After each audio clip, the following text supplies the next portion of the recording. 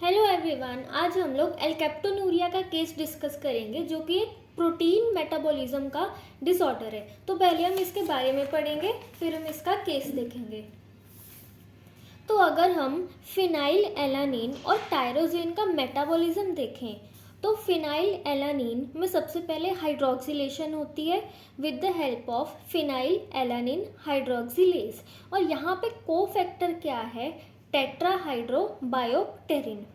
अब ये वाली जो रिएक्शन है, it is a mono oxygenase reaction, क्योंकि जो ऑक्सीजन का एक एटम है वो प्रोडक्ट में आएगा। So it is a mono oxygenase reaction. Now L tyrosine will undergo transamination with alpha ketoglutarate and will form p-hydroxyphenyl pyruvate, and enzyme involved is tyrosine transaminase.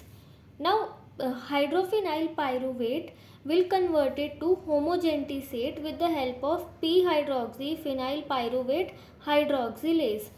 Now homogentisate will be oxidized to melyl acetoacetate with help of homogentisate oxidase, and melyl acetoacetate will be isomerized or undergo isomerization to fumaryl acetoacetate glutathione की help से।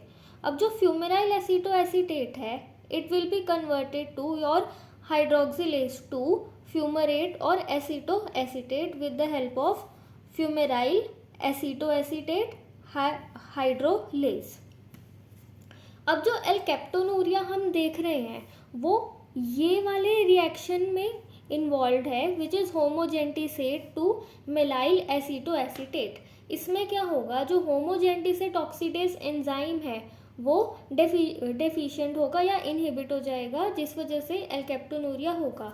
तो होमोजेंटिसेट oxidase enzyme में defect है, तो इससे क्या होगा, जो हमारे पास होमोजेंटिसेट था, ये होमोजेंटिसेट ये यहाँ पे एक्यूमुलेट हो जाएगा, आगे कन्वर्ट तो होगा ही नहीं क्योंकि एंजाइम नहीं है। तो अब एक्यूमुलेट हो रहा है तो यूरिन में एक्सक्रीट भी होगा। So it will become dark after being expose to air. अगर यूरिन को आप एयर के साथ वो एक्सपोज होगा तो वो डार्क कलर में कन्वर्ट हो जाएगा होमोजेंटिसेट की वजह से।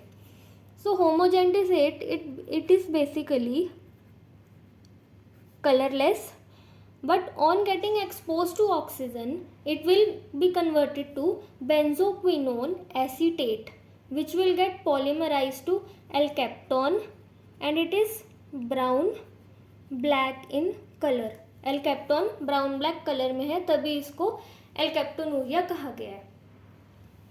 So basically it is a harmless condition, but later in life the patient may suffer from deposition of dark color alkapton pigment in connective tissue and bones. इससे क्या होगा, ब्लैक पिगमेंटेशन होगी। कहाँ कहाँ पे? आई में कहाँ होगी? स्क्लेरा पे, ईयर, नोज एंड चीक। और इस कंडीशन को हम कहते हैं ओक्रोनोसिस। 3 चीज़ें हमें देखने को मिलेंगी, joint pain, arthritis and back एक। अब इसका ट्रीटमेंट क्या है हमारे पास? इस कंडीशन को हम कम्प्लीटली ट्रीट नहीं कर सकते, लेकिन इसके सिर्फ सिम्टम्स को हम ट्रीट कर सकते हैं। एंड इसको हम प्रॉपर डायग्नोसिस कैसे करेंगे, कि कंफर्मेशन कैसे रहेगी इसकी? So urine will turn dark on standing in air and urine will give positive test with ferric chloride and silver nitrate. क्यों? Due to reducing activity of homogentisate. So अगर इसका case study देखें, so a 7-year-old boy was presented with weakness, pain in joint and backache. Urine was black in colour. और investigation black pigment were noted in eye, ear, nose and cheeks. Homogentisate level उसके increase मिले थे। सो probable diagnosis हमने देखा एल्केप्टोनूरिया, enzyme defect देखा, homogentisate oxidase, reason behind black pigment भी देखा हमने, ओक्रोनोसिस देखा, कंफर्मेटरी टेस्ट देखा, treatment and alkapton. So thank you.